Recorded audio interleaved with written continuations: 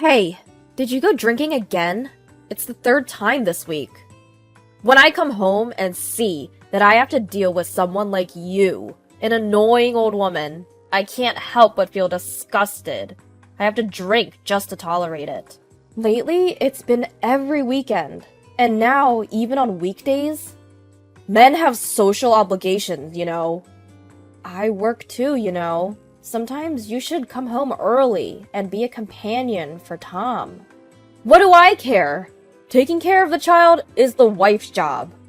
Lately, my husband and I have been arguing like this every day. We've been married for 12 years, and his habit of wasting money is a constant headache for me. I'm Kelly, 36 years old. I've continued working even after getting married. My husband is 2 years older than me. Since we age together and he calls me an old woman, it naturally makes me think he's an old man. Even though I try not to retort in the same way to avoid escalating the argument, we still constantly disagree on matters related to money and our child. I work for a fairly large company, and they have a good maternity and childcare leave system. So my return to work after having a child went smoothly. I have no complaints about my job. My husband also works for the same company, but he changed departments after my return, so we rarely see each other at work. My husband is currently in the sales department, so he has more social commitments than me in the general affairs department, and I understand that he often can't leave work on time. But still, I can't help but think about it.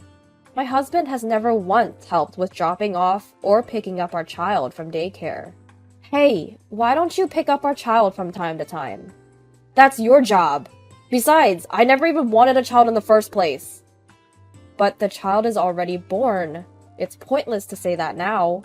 You said that seeing him would make me feel attached, but that is not true. I don't feel attached to him at all. He doesn't even like me. That's because you never play with him. Even when Tom tries to talk to you, you ignore him. I want to relax on my days off. I can't be bothered to take care of the child. Our only son, Tom, is now in the 4th grade of elementary school. He's at an age where he can understand many things. He's surely aware that his father is indifferent towards him. Tom used to talk to him a lot when he was younger, but my husband would just give short and dismissive responses. Hey, Dad! Listen! What? I'm watching TV right now. Don't bother me. I'm sorry. Hey, you can't say things like that. Shut up! I'm tired from work every day. Unlike you in the general affairs department, sales requires a lot of consideration. Don't make me tired, even on my days off. It's the same old story. My husband is completely uninvolved in school events and parenting. He has never attended a parent-teacher day or a sports day. It feels like I'm practically a single mother. Even our son has stopped initiating conversations with his father.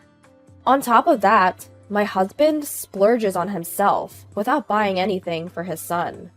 He bosses around the house, and my frustrations keep growing.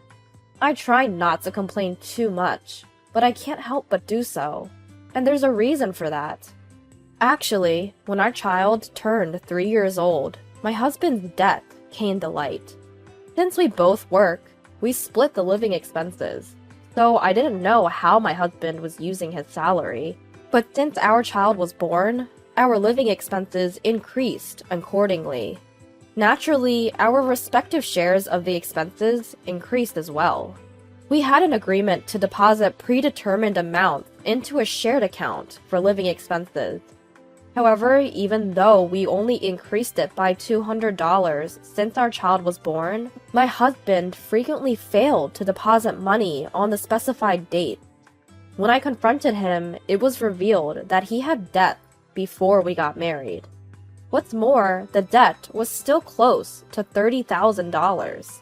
When I asked him what the debt was for, how much he has been paying each month, and when he expects to pay it off, he just laughed foolishly and said it seemed like it would never end. Well, I've been paying it off with revolving payments. So even if I pay, the balance doesn't decrease at all. What? For a moment, I couldn't believe what this man was saying. In short, he's been making purchases every month that exceed his payments, but because he pays it off with revolving payments, the amount he pays remains the same. And as a result, the balance hasn't been decreasing, but rather increasing over the years. I was filled with anger at how reckless he was. He didn't even have the awareness of being a father. To prevent further wasteful spending, I stopped all the credit cards he had at the time. Even though he grumbled quite a bit, I sternly asked him what he would do if the debt continued to increase and somehow managed to prevent him from using them. If it were money spent for the family, it would be one thing, but this was debt accumulated for his own luxury. It's only natural for an adult to take care of it themselves. However, because I wanted to repay it as soon as possible, I increased the monthly payment amount, so I ended up covering the majority of the living expenses. It has been 7 years since then, and the debt has long been paid off. Yet, the amount of money my husband contributes for living expenses is less than before. When I asked him to increase the money he covers for the living expenses, he came up with the excuse that I earn more and stubbornly refused to increase it. He thinks it's only natural for the one with a higher salary to contribute more as a family. My husband's sales performance is not great either. He's been left behind by his peers and is just rotting away, so he's not committed to his work. That's why he hasn't been promoted. I was promoted to the General Affairs Department manager 2 years ago. As a result, my salary increased compared to my husband's. However, my husband wasn't pleased with that either. I tried to give him advice to motivate him, but he didn't like that either. He said, "What do you know about sales? Don't meddle unnecessarily," and completely ignored my words. Since everything I said only led to arguments, I gradually became less inclined to say anything. Then, one day, my husband told me he was going back to his hometown for a high school reunion. To be clear, his parents had already passed away, and his older brother and his wife live in the family home. My husband and his brother don't get along well and have no interaction at all. They had a dispute over the inheritance when their father passed away 5 years ago. His brother and his wife had been taking care of my mother-in-law, who required nursing care for many years. My husband had completely stayed out of it.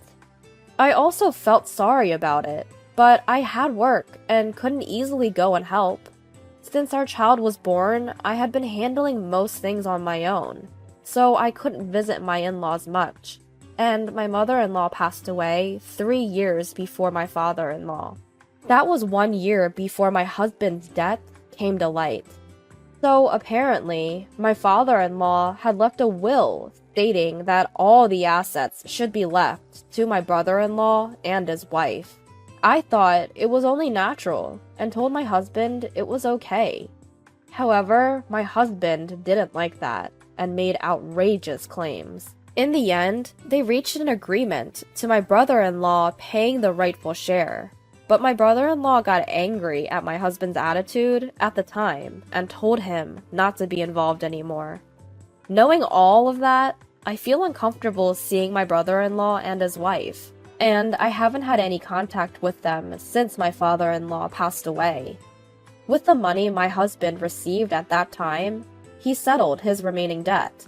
That's when I found out that even though he claimed he couldn't contribute to living expenses because he increased his revolving payment, he still had over half of the balance remaining.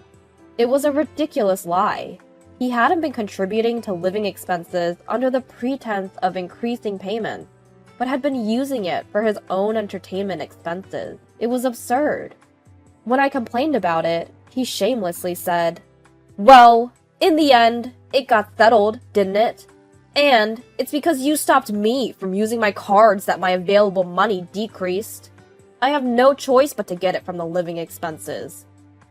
He completely brushed it off. That's how my brother-in-law cut ties with us.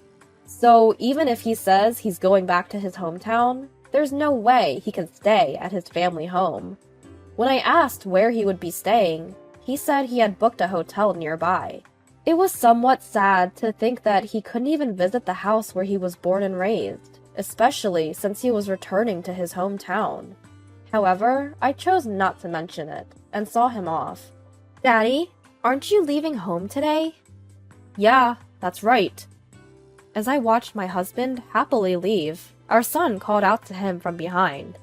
What's more, our son seemed somewhat pleased to know that his father wouldn't be coming home.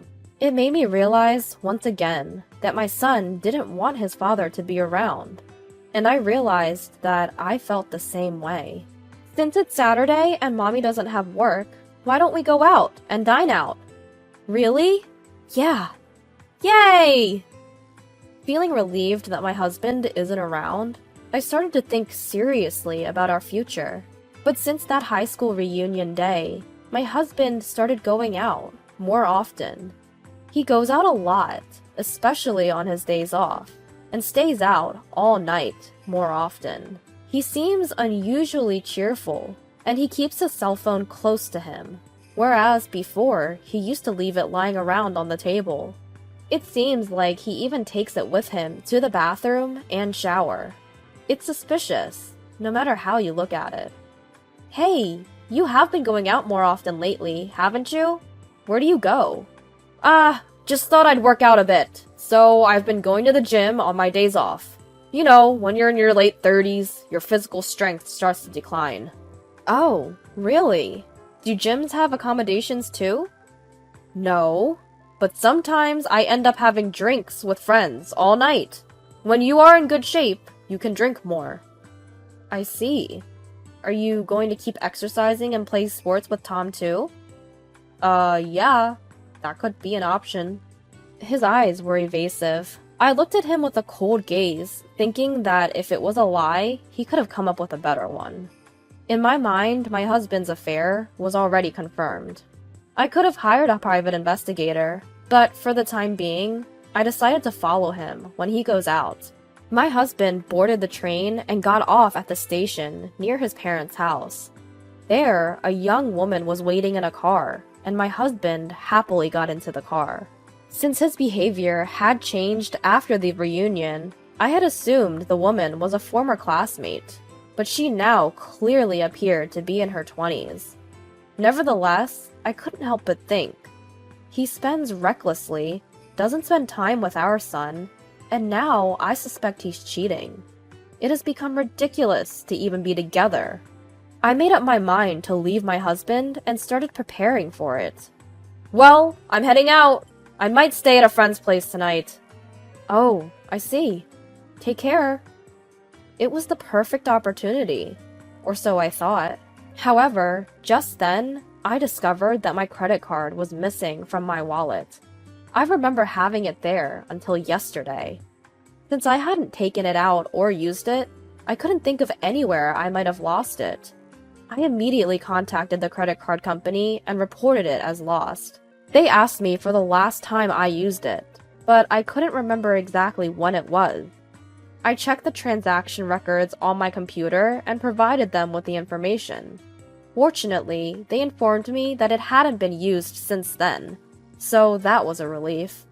I hadn't lost it or taken it out of my wallet, so why did it disappear? There was only one answer, without even having to think about it. My husband must have taken it from my wallet. It was the only explanation I could come up with. I thought that my husband would do it. For the past 6 months or so, my husband had been receiving collection letters from various credit card companies. I guess his own cards had reached their credit limit. When he settled his debt, he must have secretly applied for new cards, and not just one, but several. I had chosen to ignore it, thinking that since he would be the one paying it off, there was no need to say anything. But stealing someone else's card? That just makes him a plain thief. In any case, I'm glad I noticed it early. I started packing my husband's belongings right away. I know where he is.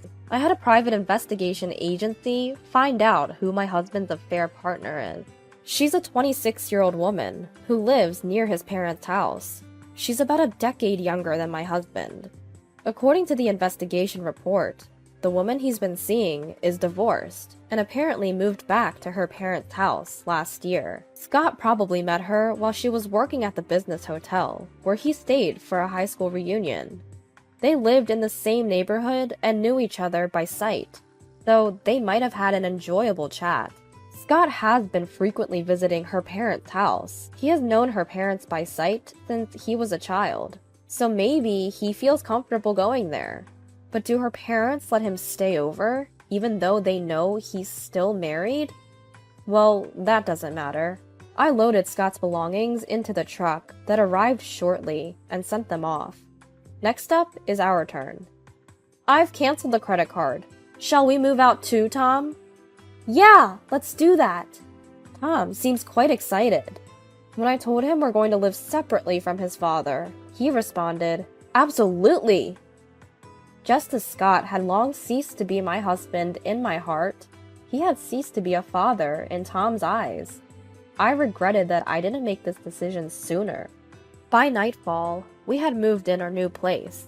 We had completely moved out of the house we had been renting, turned off all utilities, and returned the keys in the presence of the real estate agent. While Tom and I were discussing what to have for dinner, a call came from Scott. Hey! What the hell is this? Why are you sending me my stuff? Everyone here is shocked. Well, you seem to be spending a lot of nights there. I thought it would be convenient if you had your personal belongings there. Stop kidding! Because of you, now Marilyn's parents know that I'm still married. You put the divorce papers in the shipment. Anyway, how did you know where I am? I hired a private investigator. Scott seemed to think his affair was still a secret. I was taken too lightly. Your actions are obvious. I was certain about the affair, but I didn't want to bother investigating who the woman was, as I also have a job. Besides, I wanted solid proof. Proof? It's better to have evidence of the affair to get as much educational expenses for our son as possible. When I come home, you'll pay for this. Home? Where's that? Of course, I mean our house! Oh, I see. You still had the intention of coming back home. That's surprising. Just as the saying goes, it seemed like my husband Scott came back to our home the following day. He must have been shocked to see our old house. Despite the fact that I had sent him filled out divorce papers, it puzzles me why he would think that I would still be in that house. What's more, he tried to use my card today, and was embarrassed to find out that it didn't work. Well, of course. I reported the card as missing. Oh, and I also reported it as stolen to the police. What? Scott's voice was high-pitched. It was obvious that he was anxious about possibly being arrested. But to tell you the truth, I wouldn't be satisfied unless he felt at least that much. I did report it to the police, but sadly, they said that as Scott was a family member, he wouldn't be charged with theft.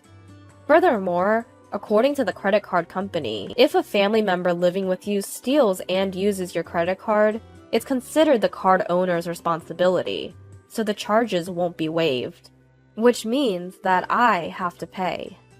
I wish I had noticed before it had been used. Scott's infidelity was proven, and the divorce went smoothly. I reported my divorce to the company. As my last name would change, it's a rule to report it as soon as possible when a divorce happens. Incidentally, when I was asked the reason, I slipped out because of Scott's infidelity, and the news quickly spread throughout the company.